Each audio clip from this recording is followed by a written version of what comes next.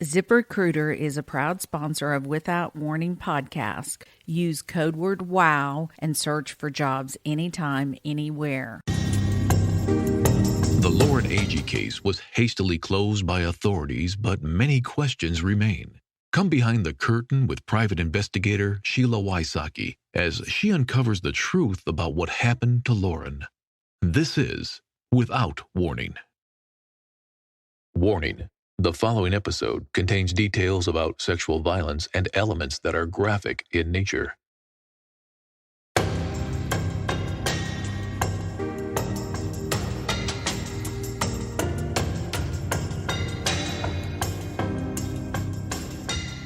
On this episode, you will hear audio of the autopsy report being translated loosely to Sherry and Mike Smith. The private investigator going over the report was brought in by an attorney that contacted Sherry and Mike. The things to listen for in this audio. The false claim that a coroner showed up on the scene. There is no documentation of that. The narrative that Lauren fell out of the hammock on the marina side of the cliff and floated to the second cove. The medical examiner, Thomas Deering, was told what happened to Lauren prior to an investigation. Of course, everyone knows now there was no investigation. I want you to listen for the fear in Mike and Sherry's tone of making authorities upset with them. Listen to the private investigator who was a former police officer in Nashville. He shares with Sherry that he would tell the medical examiner what exactly happened, and that was documented in his cases.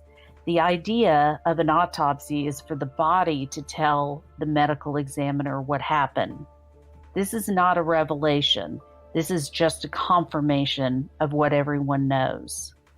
Listen for the exchange between the private investigator and Sherry about poking the tiger, and how DeKalb holds all the cards.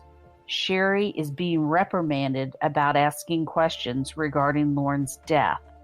All along, I have said that this podcast is about bringing you behind the curtain, seeing what an actual investigation is like. It is messy and ugly. It's not tied up in a nice little bow and has an ending. You are coming along and seeing what really happens. I am not indicting the police, but showing what happens in an investigation, in particular, this investigation. There are many heroes in blue. Chris Yarchuck and Ryan Melanson are two.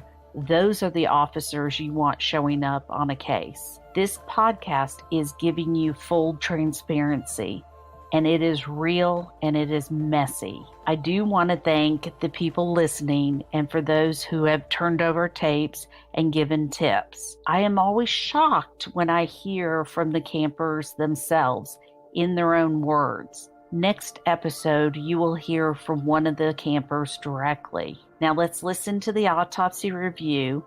Put yourself in Sherry and Mike's shoes while you listen. This autopsy review was a few weeks after Lauren's death. If you're listening to the episodes again, you'll notice that this episode has been updated. It is because I listened to you. You all conveyed you didn't like the noise in the background. The recorder was in Mike Smith's pocket. Unfortunately, he moved around a lot and you could hear the recorder moving around, and it became annoying to a lot of you. So I'm updating this portion.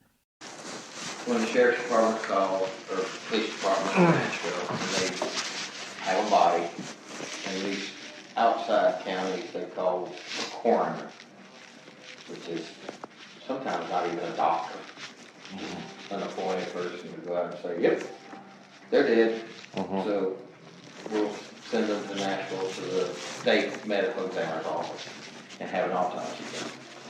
So what that coroner did there, I don't know.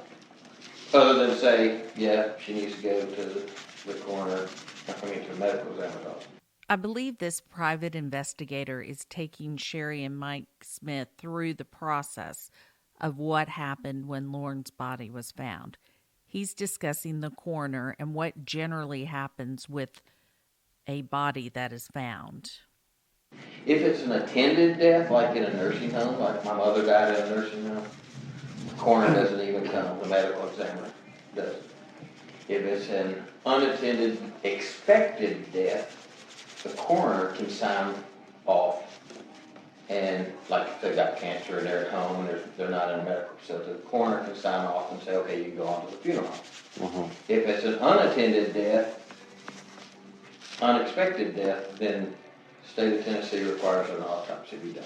Normally, there's not but one autopsy, and there's no indication that an autopsy had previously been done when Dr. Deering did this one. What Dr. Deering found with the blunt force injuries to the head, but what he found is that there was abrasion on the right side of the forehead, tan abrasion of the lip, a large subgaleal hemorrhage, which is inside the brain, fractured right temporal bone, a diffuse subdural hemorrhage, which is inside the brain, and a focal subretinal hemorrhage, which is in the sac between the brain and the skull.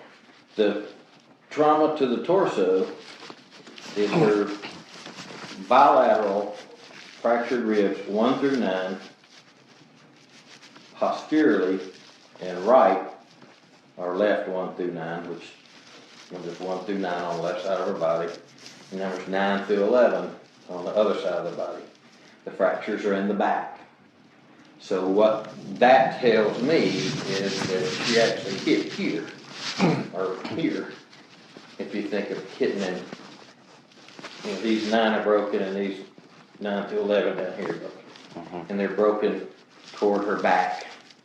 On this side, because her face was this side. Left side. Well, I'll explain how. That Dr. I can't think of his name. There was a medical examiner here in Nashville a long time, many years ago, that explained the coup-counter-coup.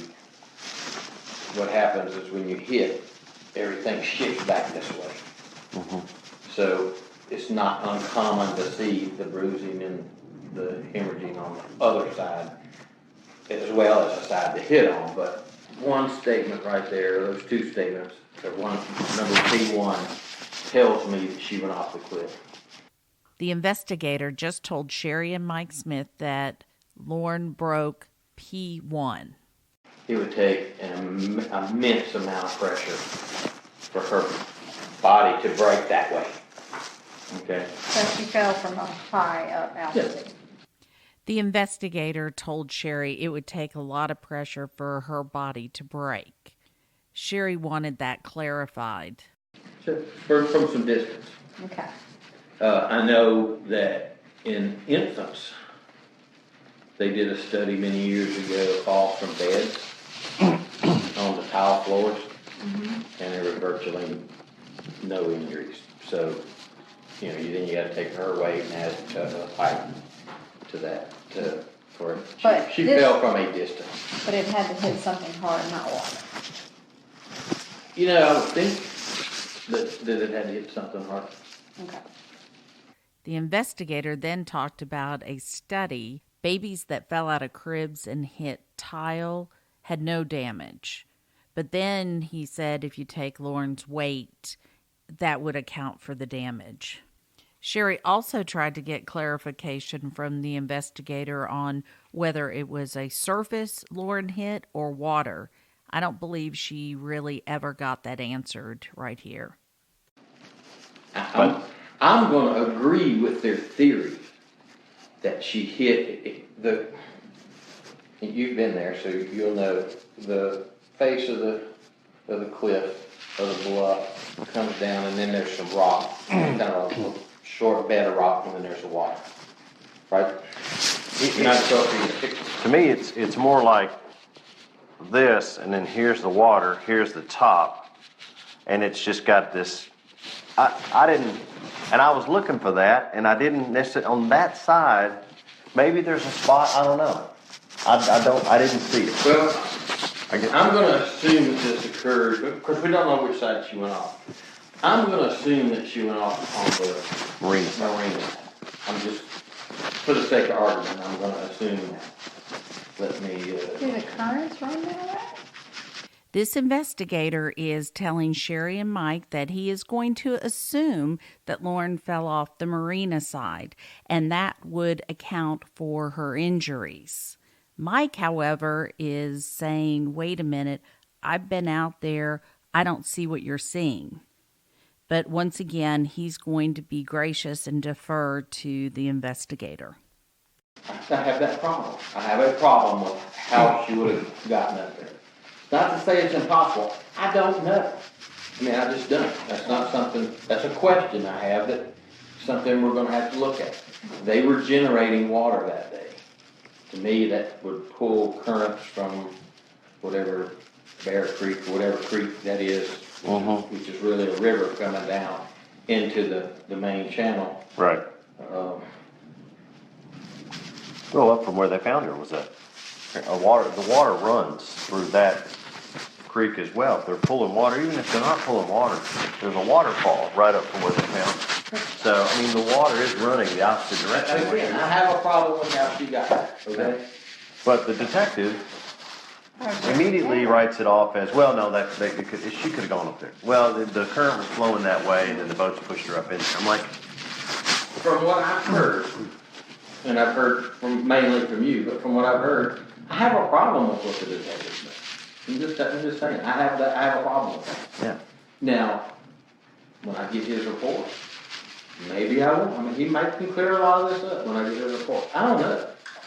Right now, I got a problem. If what happened is their theory, Right. she can come off the bluff, she can hit this shell right here and then roll in the water with no problem at all. Here's a problem I have that I don't have an answer to, okay? If she does this, as she hits and rolls into the water, which is virtually going to be that fast, she's still going to be trying to, and why have we not got the water in our lungs? Okay? Why is it not noted in here that there's water? I don't know. Again, may have a better answer, when I get the paperwork.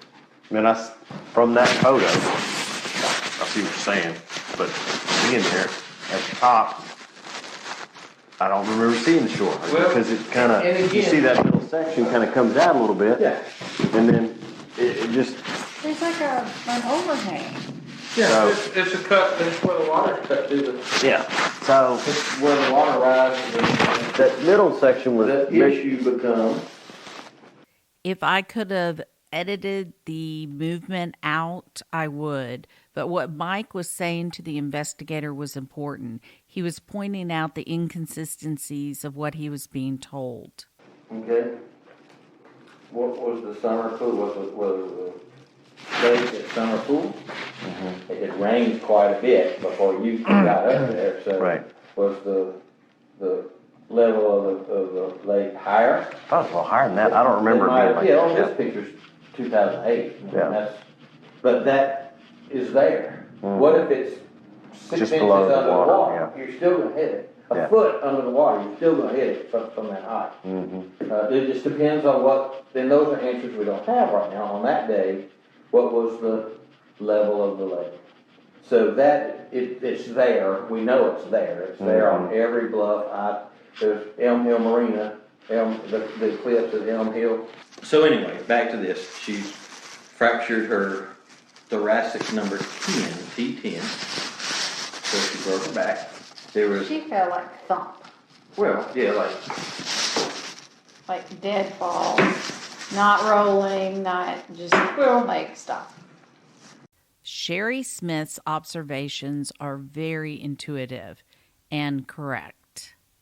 Per se. You don't know. I mean, let's say that she's completely sober, not intoxicated, and she, for the sake of argument, looking for a place to go to the bathroom, she gets disoriented and she steps off the cliff, which is a normal reaction. Does she have time to flip her body trying to find ground? Probably. Somebody heard a scream on that side, and all the boats were Maybe there. she didn't scream. I mean, I don't know. Yeah. We don't know. And that's the biggest problem we have right now is that we don't know. We don't know what Jeremy's found out. We don't know what Jeremy's not found out. And epidural and subdural hemorrhages of the cord. That tells me that had she lived, she'd stay paralyzed. Okay? Multiple abrasions and contusions of the lower extremities, right upper arm, and left posterior hand and forearm. Okay, the back of her left hand and forearm. So again, to me, that just, it makes sense. Again, I don't know, I'm just trying to theorize, which is getting us all in trouble at this point. Is she's trying to catch herself as she goes down. Okay? Now here's the autopsy part. And again, it's a top with blunt force injuries. I can buy that cause of death without a problem. There is absolutely no question Lauren died from blunt force trauma to the head. This investigator said he could buy that without a problem. But how did she get the blunt force trauma to her head? That's what needs to be looked at. Possible drowning, there's nothing in here to indicate a possible drowning. Other than she was found in the water, and that could be his theory for possible drowning. There is no evidence that Lauren A.G. died of drowning. And circumstances of death, manner of death is an accident. I'm going to say that he was led down that path to accident. I've been there over 1,000 times, not exaggerating in once, but I've been there over 1,000 times and told my story to the medical examiner previous to the autopsy, and it had an impact on the decision of the medical examiner. It just did. That's how it works. This investigator is saying that the medical examiner in Nashville will go with whatever the investigator says for manner of death. They also send, in some cases where there's not a county coroner, they will send one of the investigators from their office out, and then that investigator gives them the story. You know, if I was the detective, they could not talk to me. They look at the thing, I let them know what I found. They just make their own mind up of what they found, and then they would go back and tell the medical examiner. They'd write a report up and tell the medical examiner what they saw. So when she got to the Forensic Science Center here in, it's the Center for Forensic Medicine now, here in Nashville, she had a bracelet on. I'm sorry, they put a bracelet on her, but when they started the autopsy, she had a bracelet on. She had on a black tank top, black animal print bra, pink shorts. That's been a contention that she didn't have any. I think you were saying pink trunks or pink swimming. Color pink. So She doesn't own any. well, she had on pink shorts when she got here. Maybe they were Hannah's, who knows? But she had on pink shorts and black pants. Many times you hear Sherry Smith talk about the pink shorts. The reason is because Sherry's trying to figure out if her daughter was redressed in someone else's clothes. She had a belly button piercing, and her ears were pierced. She had pink nail polish on the left 1 and 2 fingers only, and dark red toenail polish. Apparently they didn't do x-rays. Also, she had been cliff diving that day. And that she had injured... Jumping off the cliff, yeah. And she had injured herself. And then they also said they gave her pain medicine or aspirin or ibuprofen or, stuff for her pain. So Sherry Smith was told that Lauren had pain medicine in her body. The autopsy said that Lauren did not have any pain medicine in her body, not even a Tylenol.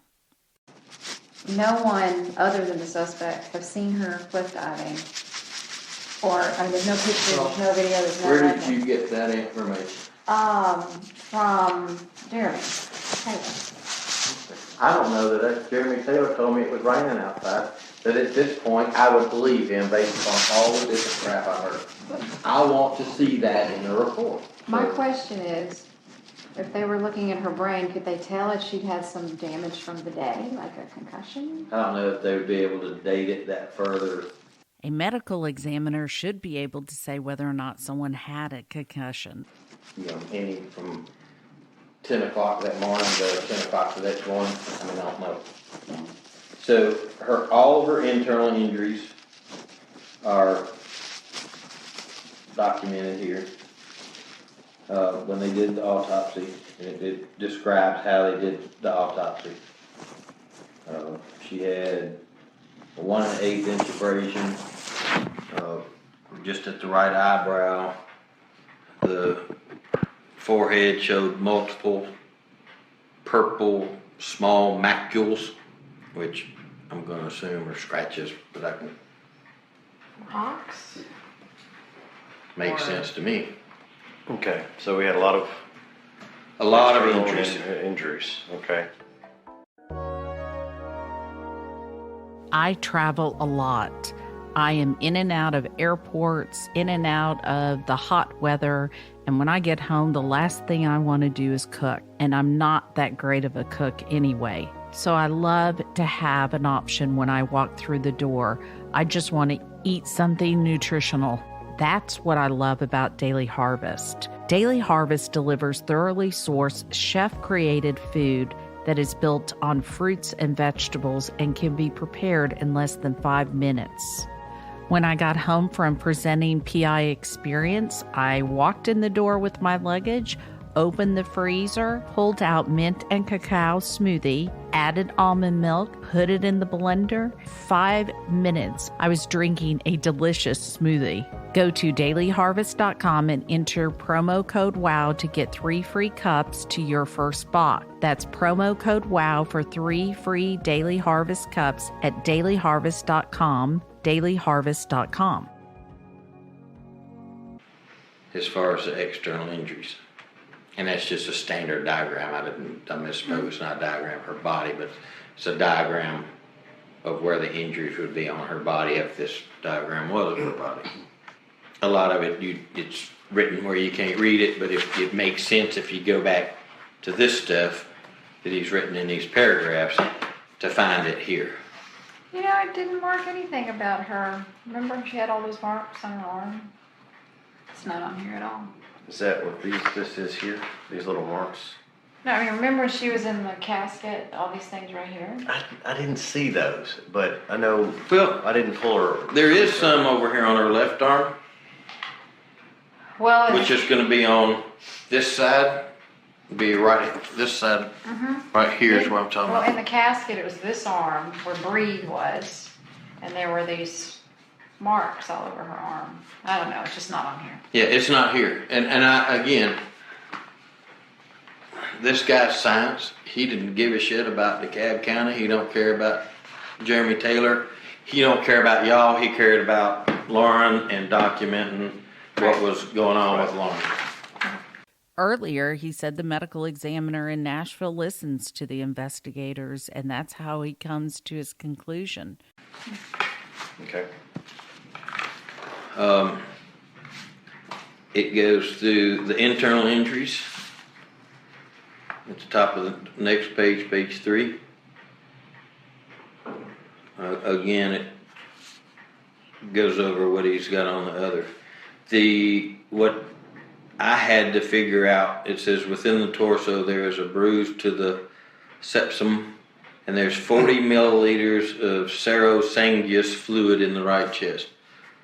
I had to look serous fluid up to make sure that it wasn't lake water. It's not. It's actually a fluid that's in the blood. So it would be like an edema, pleurisy within your chest cavity where something inside broke when she hit, so that fluid leaked out. That's not a foreign fluid like lake water. That's the only, unless I see it here, and I've gone through this 15 times already, but unless I see it again as we go through it, that's the only fluid I can find in her lungs, except for, so then the external injuries, which are going to show on that diagram, talks about the string of the tampon. There's no fluid draining from the mouth or nose. Did they remove the tampon? I can't see him leaving it in there, but it doesn't say I removed the tampon. I don't know that it would say that. Because the guy said he had sex with her. I just would wonder if there would be a remnant of that from the day before. Or... I don't know. Yeah, We don't see that's the if problem. he did take it out, I'm sure he didn't keep it. Why wouldn't a medical examiner keep a tampon in an open investigation? Yeah, they don't keep it as evidence because it was But an no, accident. they wouldn't have. He wouldn't have kept it. I don't know why. It was an investigation. But if they had it as an accident, they weren't looking, they didn't do nail. Doesn't say anything about nail scrapings in there that I found. So, you know, the mouth has got natural dention and. Okay. Well, we didn't discuss anything. Yes, all we're doing is reading what's on here. We're not. Yeah. I know. I just.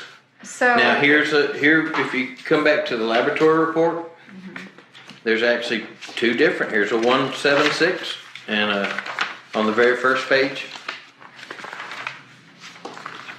there's the ethanol alcohol volatiles. On that page is a 176. Okay, and then go back to the next to the last page. Is the same thing, same test. The difference is the type of specimen. So the femoral blood is the 176, the femoral artery, which is to be the leg blood. The vitreous blood, which I think is the heart blood, but I'll make sure. In a later episode, Mark Gillespie addresses this remark. Which is more accurate? Is a 217. I would go with the heart blood. I would use the heart blood, the vitreous blood, if I was in court. Is Which what I'd is use. the 1.17? No, the 2.17. 0.217. Which, if you remember when we talked, that's 3/1000ths of a milligram from 22. Right. That's where we got 22. When Jeremy was being so rude to us on the phone yesterday, he said her blood alcohol content was 0.17. So he had seen the autopsy. Yes. Even though he lied and said he hadn't. Once again, Sherry Smith is realizing that the detective in charge of Lauren's case is not telling her the truth. That's not a problem if we have the autopsies, from his point of view. Mike Smith is such a respectful human being, and he always is thinking about what's right. Isn't it a shame that the detective in charge doesn't have that same philosophy? What does it matter? They gave it to us. I mean, that's complete ignorance that that's Problem should be with the medical examiner, I guess. Yeah, They that's get- where if he's had a problem with us having it, he should have a problem with it. Does it, let me ask you this.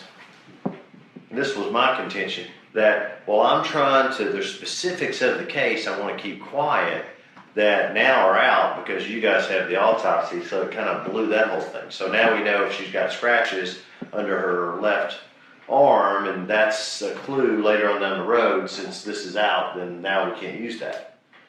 No, You that's know, not. if, I'll answer that this way.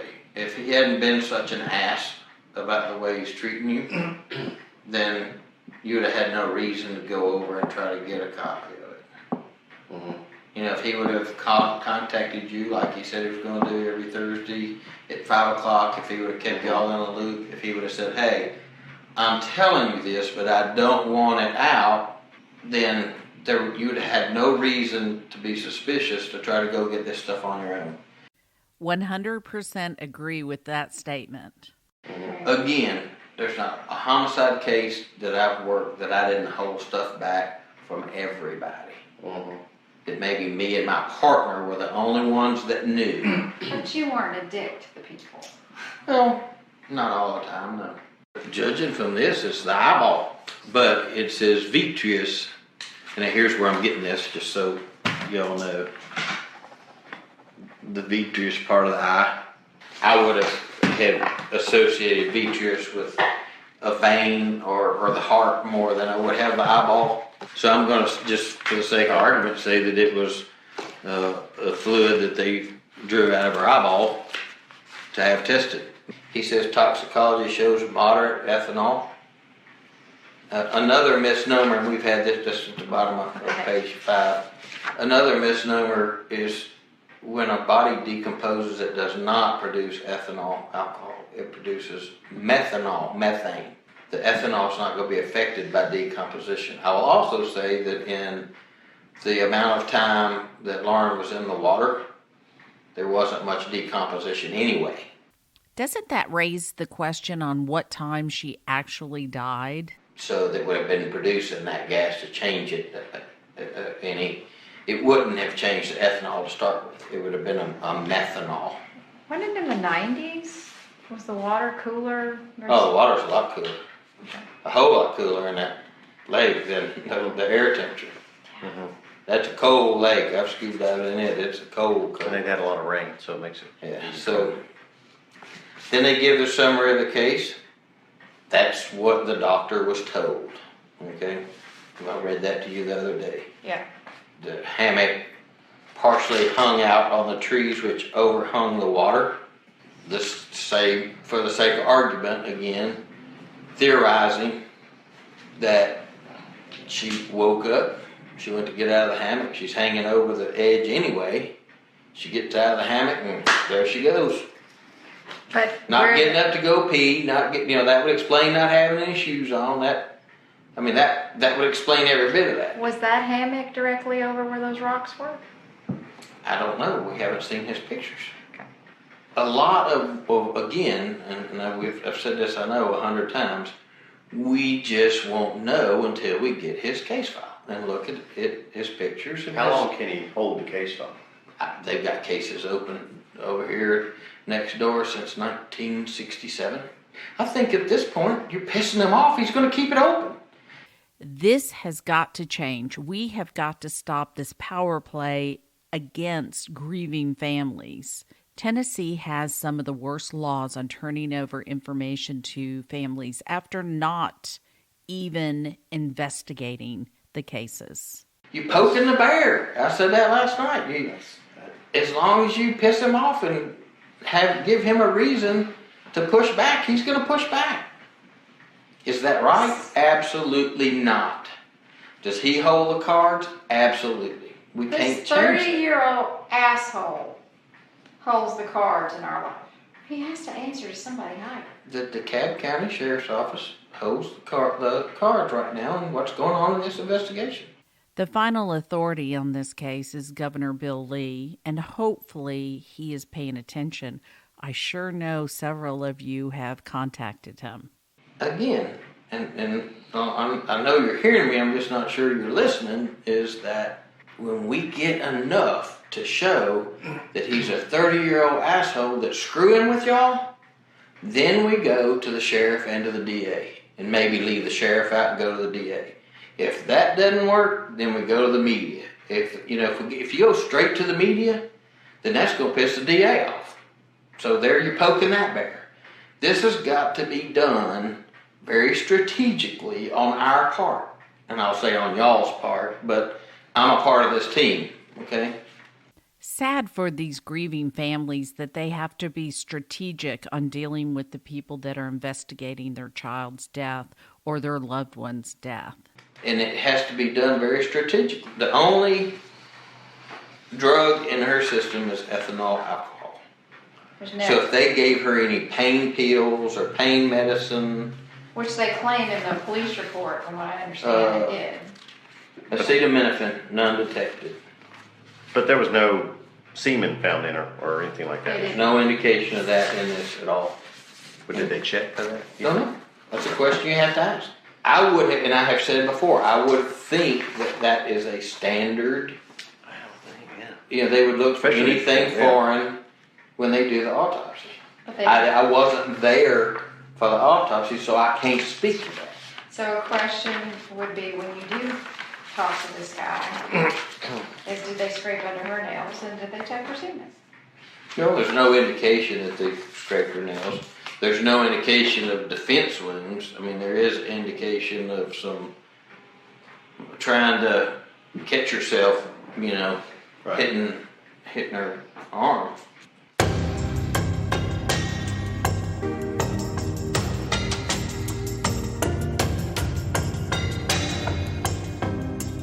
Lauren's family gives their full permission for any and all details to be shared in hope that the truth will come out. If you know anything at all, call 1-888-599-0008 or email tips@SheilaWysocki.com.